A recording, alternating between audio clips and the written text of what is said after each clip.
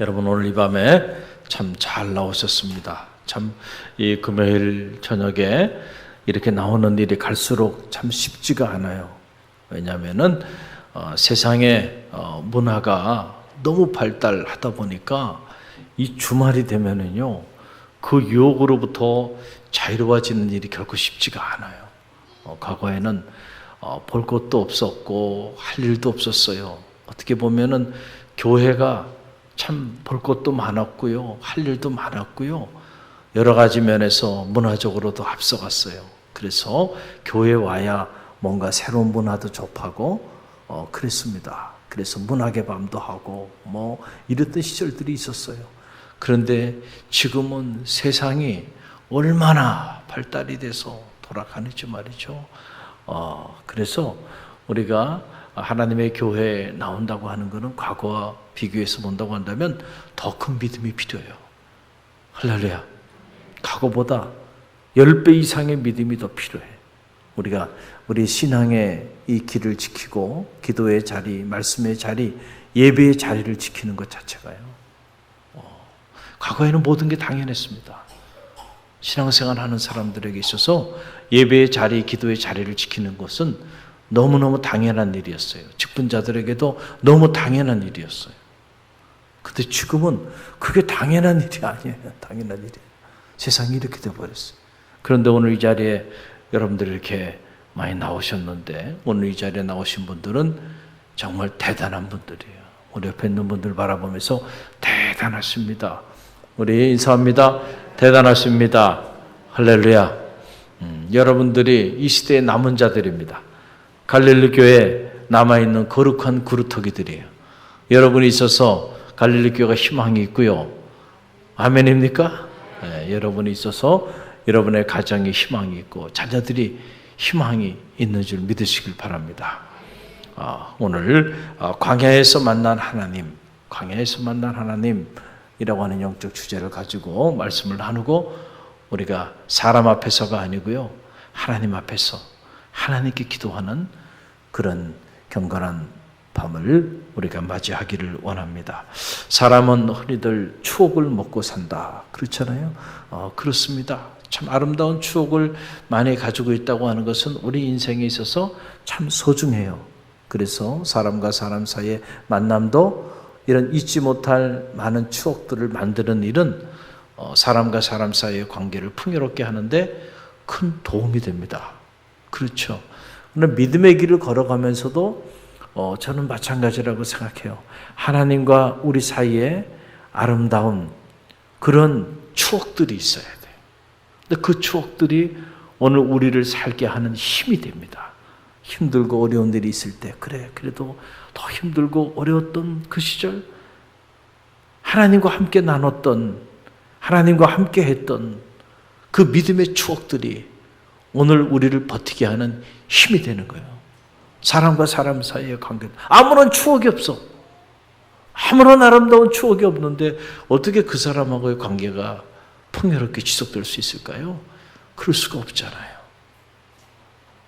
그래서 우리가 영적으로도요, 하나님과의 이런 아름다운 영적인 추억들을 많이 가지고 있어야 돼요. 할렐루야. 그래야 그 믿음의 길이 풍요로워져요. 믿음의 삶이요, 퀄리티가 다른 거예요. 다 똑같이 신앙생활하는 것 같은데 전혀 다른, 차원이 다른, 그야말로 수준이 다른 신앙생활을 하게 되는 거예요. 그런 추억을 많이 가진 사람과 그렇지 못한 사이. 중요한 거는요, 추억이 아무리 많아도요, 그 추억을 기억하지 못하면 또 소용이 없어. 그렇죠. 아무리 많은 그런 추억들이 있었어. 그런데 다 기억하지 못하고 다 잊어버렸어. 그러고 살아간다고 한다면 추억이 없는 사람과 별로 차이가 나지 않아요. 하나님과의 아름다운 추억이 기억되어지는 축복이 있기를 간절히 바랍니다. 소중한 것은요, 잘 간직해야 돼. 할렐루야. 흘려보내지 말고. 그래야 그 소중한 추억이 오늘을 살게 하는 힘이 된다. 오늘 이 시편 68편 말씀을 묵상하면서 저는 한 단어가 떠올랐어요. 바로 그것은 뭐냐면 하나님과의 그 아름다운 믿음의 추억에 대한 회상, 시편 68편은 바로 이런 말씀이구나. 이스라엘 백성들이 그 광야라고 하는 그 거친 땅을 지나면서 그 광야에서 만났던 그 하나님을 잊지 못하고 그 하나님을 회상하고 있는 그런 말씀이 바로 시편 68편의 말씀이에요. 자, 오늘 짧게 두 가지만 묵상하길 원하는데, 이스라엘 백성들이 그 거친 땅, 그 고난의 땅, 광야를 지날 때 만났던 그 하나님, 그들이 지금도 잊지 못한 그 하나님은 어떤 하나님이었을까? 오늘 말씀을 들여다보니까 떠오르는 그 하나님의 얼굴, 그 하나님은 바로 앞서가시는 하나님이셨다는 거예요. 어떤 하나님이요? 앞서가시는 하나님이셨다. 이 사실을 우리가 발견하게 되는데, 그 7절의 말씀입니다. 7절 말씀 우리 함께 읽어봅니다. 하나님이여 주의 백성 앞에서 앞서 나가사 광야에서 행진하셨을 때에 땅이 진동하며 하늘이 하나님 앞에서 떨어지며 저 신의 산도 하나님 곧 이스라엘의 하나님 앞에서 진동하였나이다. 아멘. 보세요. 하나님이여 주의 백성 앞에서 앞서 나갔다는 거예요. 하나님이 앞서 나갔어요. 그 백성은 그 앞서가시는 하나님 뒤를 쫓아간 겁니다. 광야에서 만난 하나님, 어떤 하나님이야? 언제나 우리보다 앞서가시는 하나님임을 여러분 꼭 기억하시기를 간절히 바랍니다. 여러분 광야에 실제로 가보면요, 성지순례를 가보면 낮에는요 이 태양빛이 정말 얼마나 무섭게 내리쬐는, 그런데 풀 한 폭이 나무 하나 없어요. 그늘이 없습니다. 그러니까 여름에 유대광야 같은 데 가면 정말 그 장렬한 태양빛에 타 죽을 수 있을 정도의, 낮에는 그래요. 근데 밤이 되면 또 춥습니다. 이 광야라는 곳이고. 광야라고 하는 것은 이렇게 거친 땅, 사람이 이렇게 살기에 적합하지 않은 그런 척박한 땅이 바로 광야예요. 그리고 광야는 이게 거기가 거기 같아요. 그래서 동서남북을 이거 발견하기가 어려워요. 길을 잃어버리기 쉬운 곳이 어디예요? 바로 또 광야야. 어디로 가야 할지 갈 바를 알지 못해. 광야에 딱 여기가 동쪽인지 북쪽인지 남쪽인지 이리 가면은 어디로 가는 것인지 알 길이 없다. 광야가 그런 것이에요. 또 광야는 어떤 것이에요? 수많은 위험이 도사리고 있어요. 위험이에요. 예기치 않은 수많은 적들이 매복해 있다가 언제 어디서 어떻게 급습을 하게 될지 알지 못해요. 안전한 지대가 아니라는 거예요. 그게 광야예요. 그런데 이런 광야를 지날 때 하나님은 언제나 자기 백성들보다는 앞서 가셔서 그들을 인도하셨다. 할렐루야. 참 이 대목에서 은혜가 돼. 은혜가 돼. 하나님이 이런 분이시구나. 인생은 어떻게 보면 광야를 지나는 것과 같은데 그렇잖아요? 우리가 한 번도 지나보지 않은 미지의 땅을 지금 지나고 있는 거예요. 나이가 많은 사람은 많은 사람대로, 적은 사람은 적은 사람대로, 인생 두 번 사는 사람 없거든요 지금. 그래서 인생이 낯설기는 마찬가지예요. 처음 맞이하는 60대, 처음 맞이하는 70대, 처음 맞이하는 80대예요. 어떻게 보면 인생의 광야를 지나고 있어요 우리가. 그런데 여러분 기억하세요? 하나님은 언제나 우리보다 앞서가셔서 우리를 인도하시는 분이심을 믿으시길 바랍니다. 오늘 시편 68편을 읽고 또 읽어보니까 그 하나님을 만나는 거예요. 얼마나 은혜가 되는지 몰라요. 그렇구나. 우리는 우리 미래에 대해서 늘 많은 염려를 가지고 살아가요. 왜냐하면 우리는 과거를 살았습니다. 그리고 지금 현재를 살고 있어요.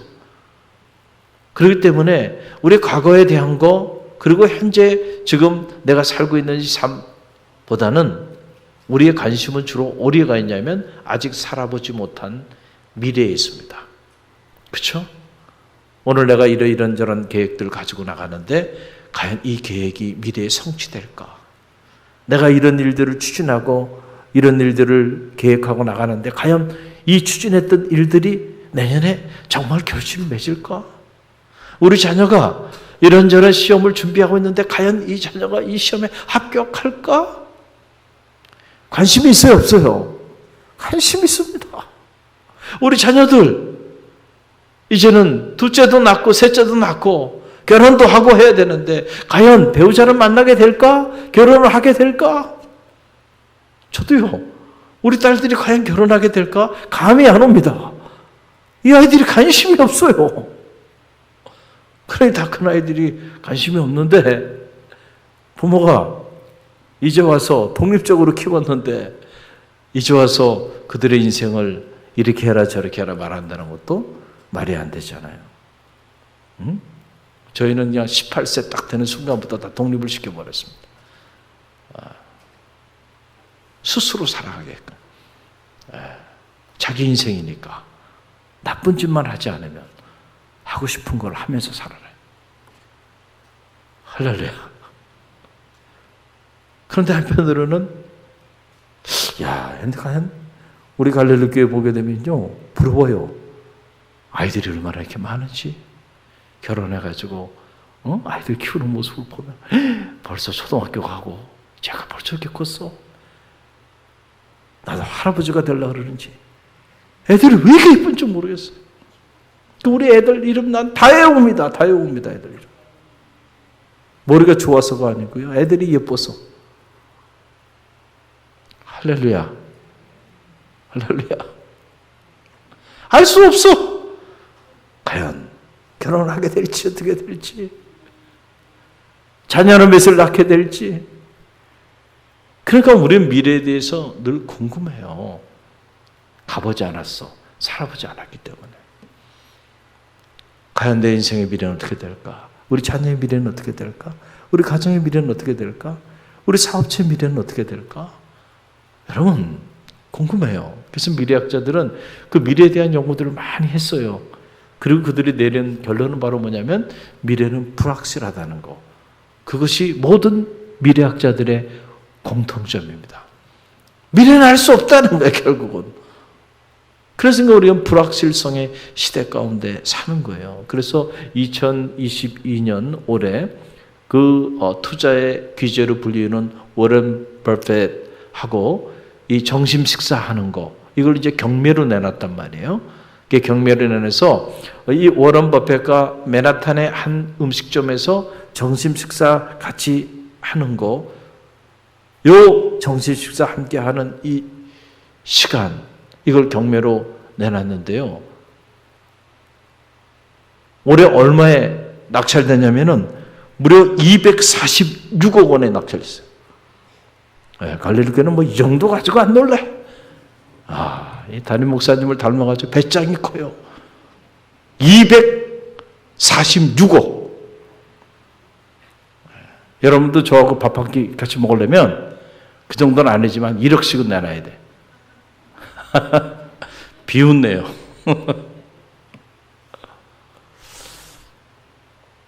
246억을 내고요. 워런 버핏이라고 하는 사람하고 점심을 먹게 된 사람이 있단 말이에요. 그 사람이 왜 그렇게 엄청난 돈을 투자해서? 아니, 맨하탄의 한 음식점에서 같이 점심 한 끼 먹으면서 얘기 나누는데 그 시간을 그 사람과 함께 하기 위해서 그 엄청난 돈을 투자하는 거예요. 왜 그럴까요? 이 사람은 투자의 귀재야. 그러니까 내가 미래 어디에 투자해서 어떻게 돈을 벌어야 할지. 그렇죠. 그 해안을 얻고 싶은 거예요. 미래에 관련된 겁니다.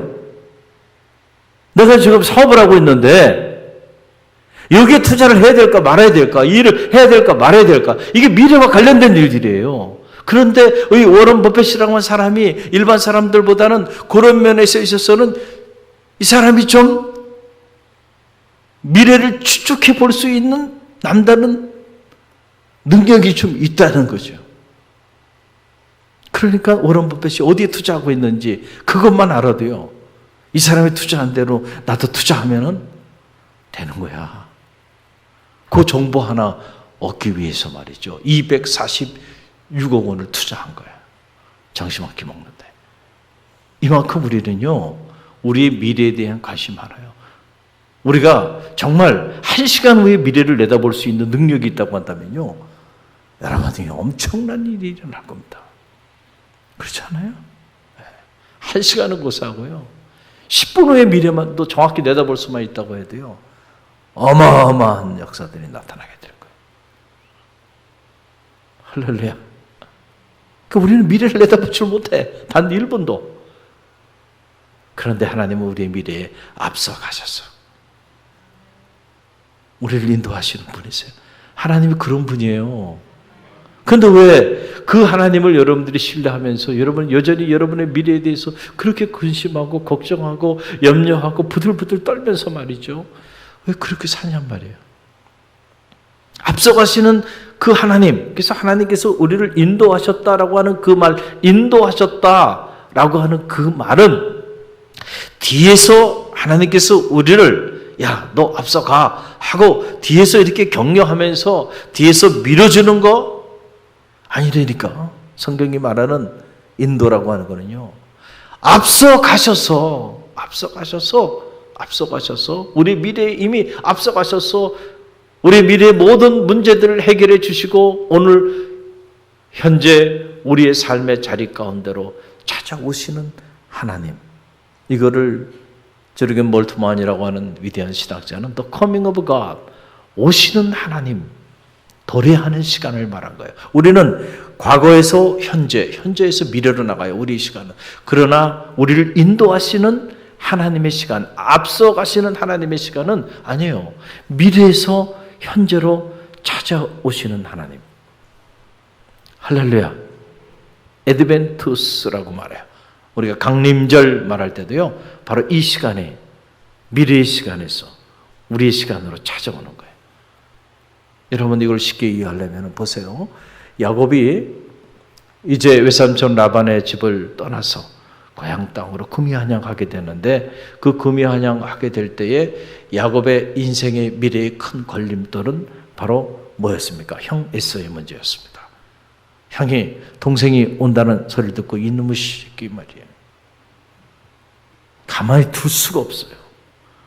그래서 별동대를 거느리고요, 동생 야곱, 그래 드디어 내가 원수를 갚을 때가 왔다. 동생을 쳐 죽이기 위해서요 달려왔단 말이에요.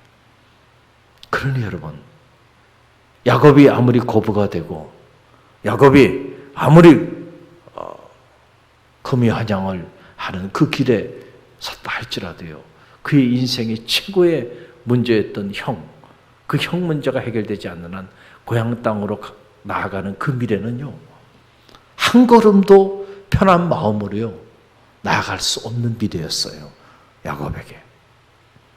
그래서 야곱이요 결단을 합니다. 아내 다 앞서 보내고요, 자식들 가솔들 다 앞서 보내고요, 자기 혼자 남았어요. 하나님과 분의 일의 기도를 하는 그 약복강에서요 목숨을 건 단파를 짓습니다. 그래, 야곱이라는 인물은 대단한 인물이에요. 보면은 기도를 해도요 참 야곱처럼 할 필요가 있을 것 같아요. 그렇잖아요? 하나님의 사람이 야 그만해 좀 그만 좀 해라. 얼마나 집요하게 영적인 씨름을 했으면 말이죠. 그러니까 야곱이 그 밤에 밤을 새도록 기도하면서 하는 말이 뭐예요? 하나님이 나를 축복해 주지 않으면 결단코 내가 당신을 떠날 수가 없나이다. 이야, 그러니까 그래 내가 졌다 이놈아. 야, 하나님이 졌다 그랬어. 졌다. 내가 졌다. 내가 졌어. 그래서 그의 이름을 이스라엘로, 그의 존재를 바꿔서라도 하나님이 그 인생을 축복해 주시잖아요. 그럼 그 축복의 내용이 뭡니까? 다른 게 아니에요. 앞서가시는 하나님, 앞서가셔서 야곱보다 앞서가셔서 야곱의 가장 큰 근심이고 걱정이고 문제였어요. 야곱의 힘으로 야곱의 능력으로 해결할 수 없는 문제입니다. 형에서의 문제는 그 문제를 앞서가셔서 하나님이 야곱의 마음을, 이 에서의 마음을 어루만져 주셔서 문제를 해결하시고 누구에게 찾아오신 거예요? 야곱에게 찾아오신 하나님. 그래서 야곱이요, 응답을 받고 담대하게 형을 만나는 미래로 나아갑니다. 이제는 두려움 없이 나갑니다.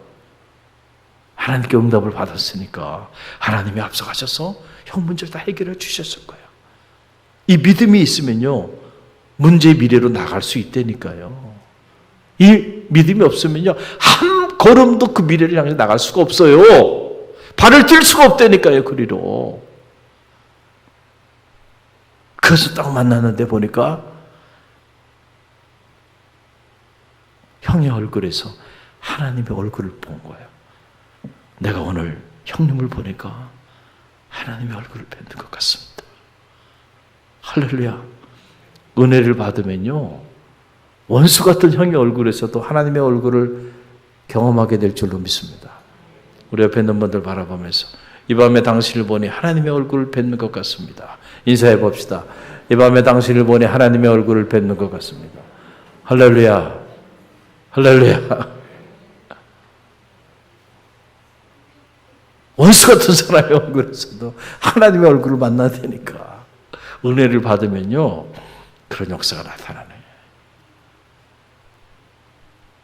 다 앞서가서 해결해 주시잖아.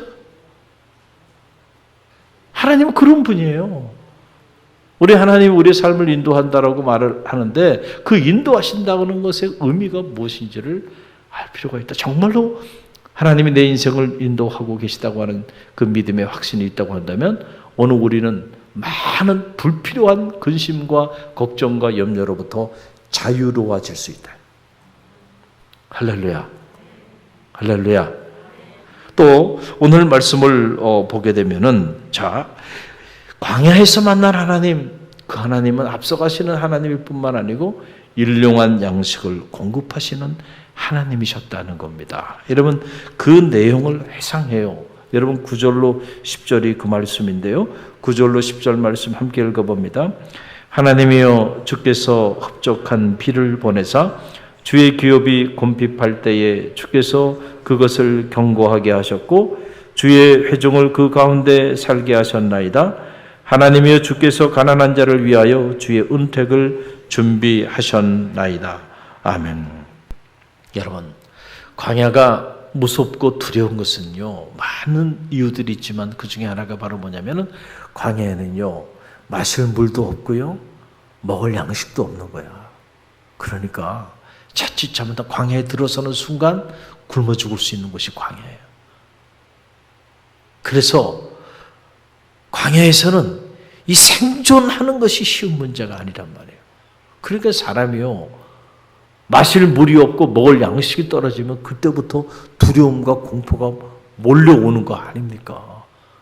그 죽음에 대한 공포. 마실 물이 없을 때.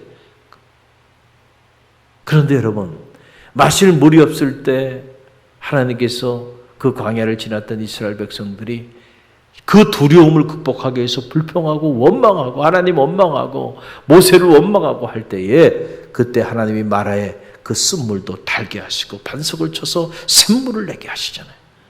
할렐루야. 광야에 물이 없지만은 그러나 이스라엘 백성들이 마실 물은 공급하시는 분이 누구세요? 광야에서 만난 하나님이에요. 돈 한 푼이 없는데 어디서 뭘 먹습니까? 먹을 양식이 없는 곳이에요. 굶어 죽기 딱 좋은 곳입니다. 그런데 여러분, 하나님의 때를 따라 만나와 메추라기를 공급해 주신 곳이 어디예요? 광야라니까. 그들이 노력해가지고 만나와 메추라기를 먹은 게 아니에요. 하나님께서 매일같이 만나와 메추라기를 그들의 노력 여와 상관없이 공급해 주셨다는 거예요. 할렐루야. 여러분, 우리는 우리 인생의 광야를 지나면서 많은 경우 우리 먹고 사는 문제에 대한 고민과 염려와 걱정으로 살아가요. 무엇을 먹을까? 무엇을 입을까? 무엇을 마실까? 이 생존의 문제. 어떤 사람은 평생을 이 생존의 문제를 해결하기 위해 동분서주하다가 인생을 마감하는 이들도 있어요.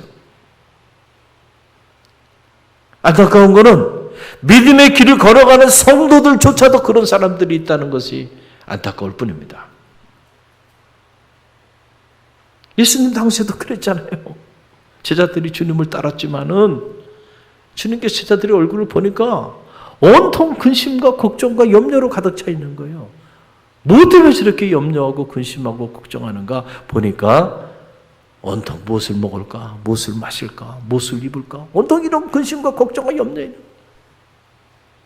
어느 날은 빈들에서 주님께서 하늘의 신령한 복음을 전하고 있는데도 그 순간에도 제자들은 뭘 생각하고 있어요? 뭘 생각하고 있어요? 주님이 선포하시는 말씀에 초점을 맞춰야 되는데 그 순간에도 무엇을 먹을까, 무엇을 마실까 그걸 생각하고 있는 거예요. 그걸 생각하고 있는 거예요. 그러면서 아이고 큰일 났습니다. 주님 stop doing that. What are you doing now? 지금은 뭐하고 있습니까? 그만두세요. 해는 저물고 여기는 빈들입니다. 지금 말씀을 전할 때가 아닙니다. 빨리 이 사람들을 각기 동네로 다 돌려보내야 그들의 양식을 그들이 해결할 수가 있습니다. 다 굶어 죽게 생겼어요. 그러니까 지금 제자들은 주님이 말씀을 선포하는 그 순간에도 뭘 생각한 거예요? 무엇을 먹을까 생각하고 있는 거예요. 무엇을 마실까? 온통 거기에 대한 근심과 걱정과 염려로 사로잡혀 있는 거예요. 그러니까 주님께서요 얼마나 그 제자들을 보면 안타까우셨을까. 그러니까 말씀을 보면은 야 주님이 이렇게 자세하게 이런 예화를 들어가면서 이렇게까지 말씀하셨을까. 너 하늘을 나는 새를 봐. 저 들에 핀 저 백합화를 봐. 그들이 길쌈하고 그들이 농사져서 그 농사진 곡식을 추수해서 축적해서 그런 것들 가지고 먹고 살고 있니? 아니잖아. 길쌈도 하지 않아. 아무것도 하지 않아. 그러나 너희 하나님께서 그들을 입히시고 먹이시잖아. 솔로몬의 영화도 저것에 비교할 수가 없어. 하물며 너희일까 보느냐. 이 믿음이 적은 자들이야. 주님이 하신 말씀입니다. 이런 것들은 무엇을 먹을까, 무엇을 입을까, 무엇을 마실까. 너희들이 온통 이것에 관심이 있고 이것을 구하고 있는데 이것은 이방인들이 구하는 거야. 하나님을 알지 못하는 사람들은 그것에 천착해서 살아가. 그러나 너희는 아니야. 너희 천부께서 너에게 있어야 할 것을 알고 계셔. 절대 굶어 죽지 않아. 아멘입니까?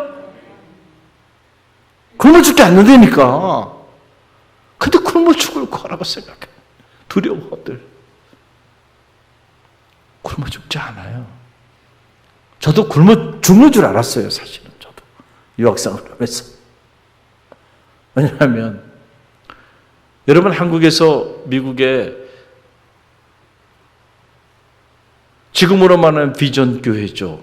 미국에 유학생을 하면서 우리 전도사님들 나이에 30대 목회를 하는데 말이죠.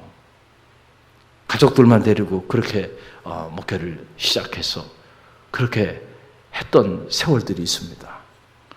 그러니 여러분 한번 생각해 보세요.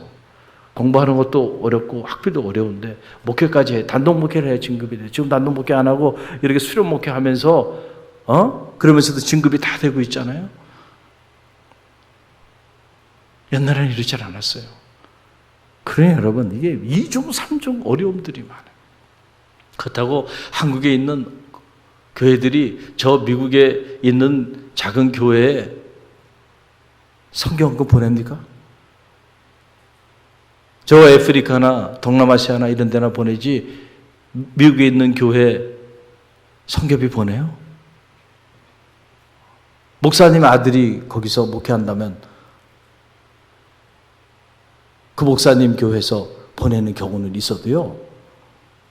저처럼 해골 출신, 해골 출신이 뭔지 모르죠? 알죠, 여러분? 제가 얘기해서 알고 있죠? 신라 고품제도에 있어 봐요. 성골, 진골. 목사님 아들이냐, 장로님 아들이냐. 그럼 목사님 아들도 아니고, 장로님 아들도 아니고, 아예 집안에 그냥 믿는 사람이 아무도 없어. 그럼 해골. 그냥 무적행이야, 무적행이. 왜 신학교에 왔니? 너는 희망이 없어. 그냥 버려진 인생이죠. 제가 그런 사람이었어요. 할렐루야. 아멘에 안 나오시네.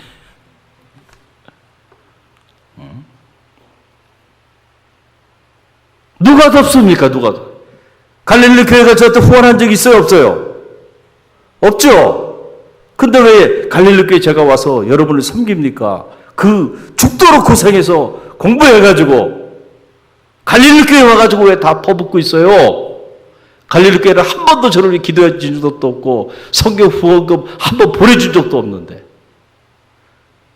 하나님의 은혜인 줄 믿으시기 바랍니다. 제가 왜 여기 와 있는지 나도 모를 때가 많아요. 왜 여기 보냈을까요? 아무런 인연도 없는데 그냥 부르신 곳에 있을 뿐이에요. 그게 얼마나 유학생활이 힘든지 말이에요. 양식이 떨어져요. 그 부유한 나라에서. 아이들 데리고 먹을 양식이 없습니다. 무슨 가계부를 적을 수가 없어요. 수입이 없는데 무슨 가계부가 필요합니까? 다음 학기 학비는 고사하고 생활비도 없습니다. 매 학기 이런 절박한 상황에서 우린 이대로 그냥 다 굶어 죽겠구나.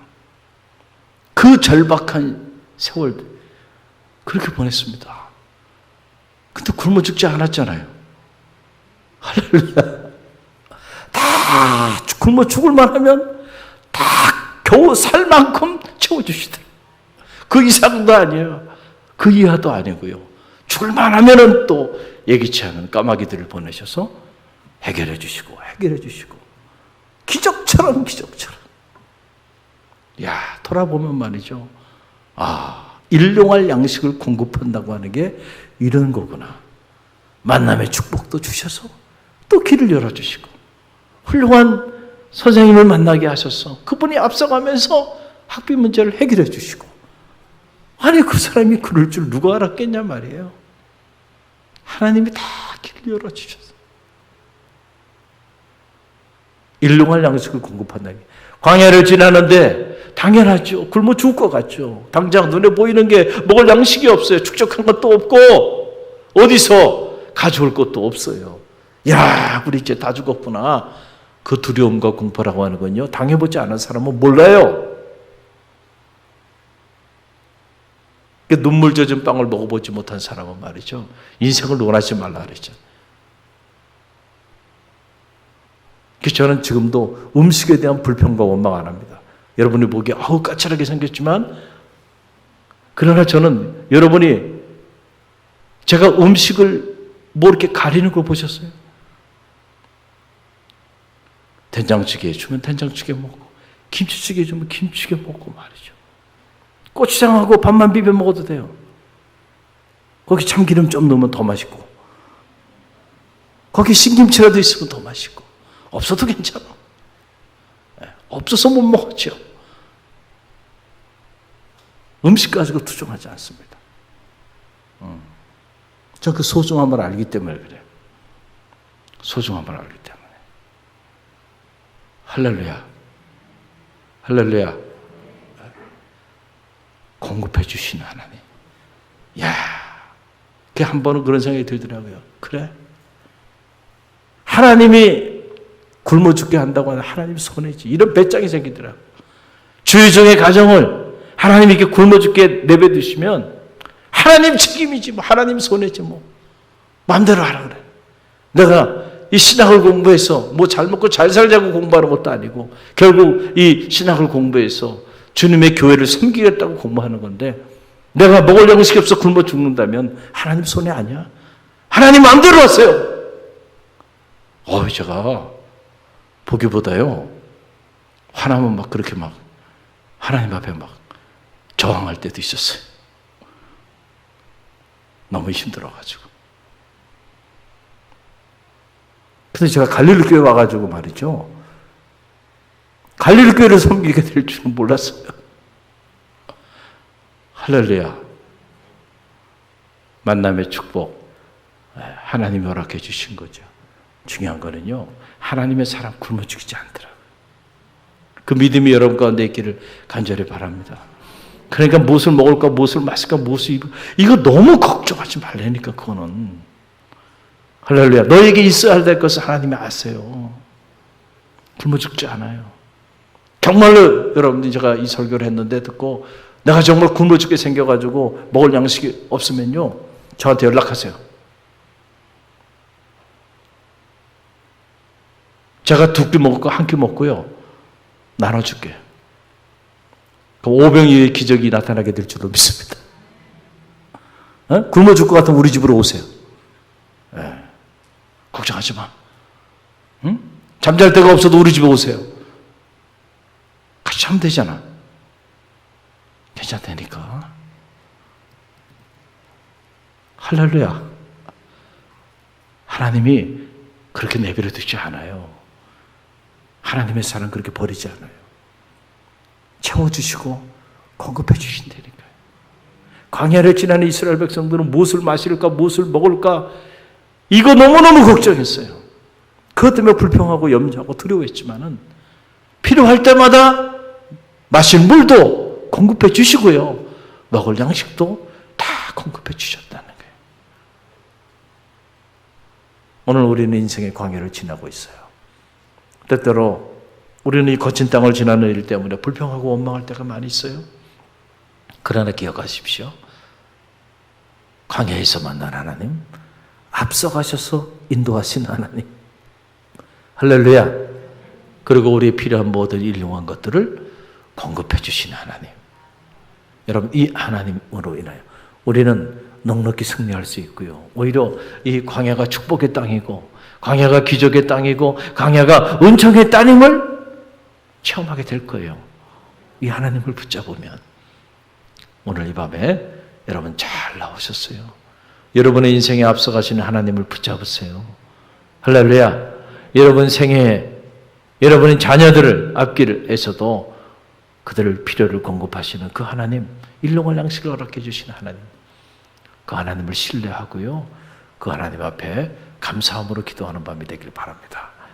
그럴 때 오늘도 여러분을 통하여 기적을 행하시는 그 하나님의 은혜를 체험하는 밤이 되게 될 줄로 믿습니다.